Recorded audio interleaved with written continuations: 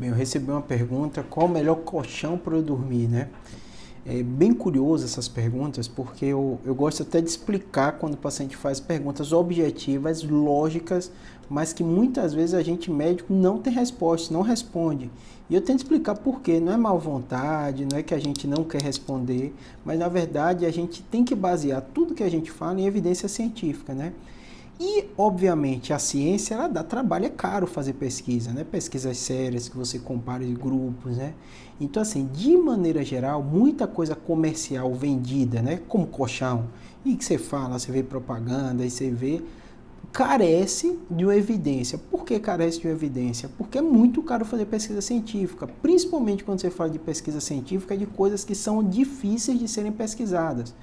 Então, a maioria das coisas que você vê no dia a dia sendo falado e que as pessoas perguntam, a gente médico não consegue falar baseado em evidência qual é melhor. Então, não tem como comparar colchão A, colchão B, colchão C e dizer que um é melhor que o outro à luz das evidências científicas que a gente tem. Obviamente, a gente, neurocirurgião, tem as nossas impressões. E o que a gente costuma falar são quanto a se colchão mais rígidos, mais moles, mas a gente não consegue dizer qual colchão é melhor ou não, né? Apesar de ter diversas marcas e no dia a dia você vê paciente questionando ou perguntando sobre essa decisão. Então a ciência, ela, às vezes tem isso, parece um pouquinho chato, né? Porque você quer uma resposta óbvia, simples, mas a gente tem que ter uma série de etapas e evidência científica para a gente falar com precisão para vocês. Então, o mais correto da gente dizer, quando alguém pergunta isso, é assim, não há evidência científica, porque estudo científico não é só questionário, né, perguntando, você dormiu e ficou bem? E dizendo sim ou não, né, como acontece com o Ibope, né, quando vai fazer pesquisa de opinião, né, qual é melhor, qual não é.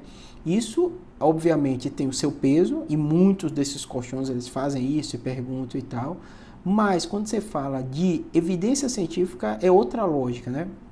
Então tem métodos científicos que a gente faz para justamente evitar alguns vieses, né? Desde a forma que se pergunta, quando acontece isso com esses colchões ou com outros produtos, as pessoas têm, às vezes, perguntas que podem entender uma resposta. Então, por isso que na ciência e na medicina, às vezes você fazem perguntas que são óbvias, são lógicas, que você acredita que o médico devia te responder de forma bem objetiva e ele não sabe responder.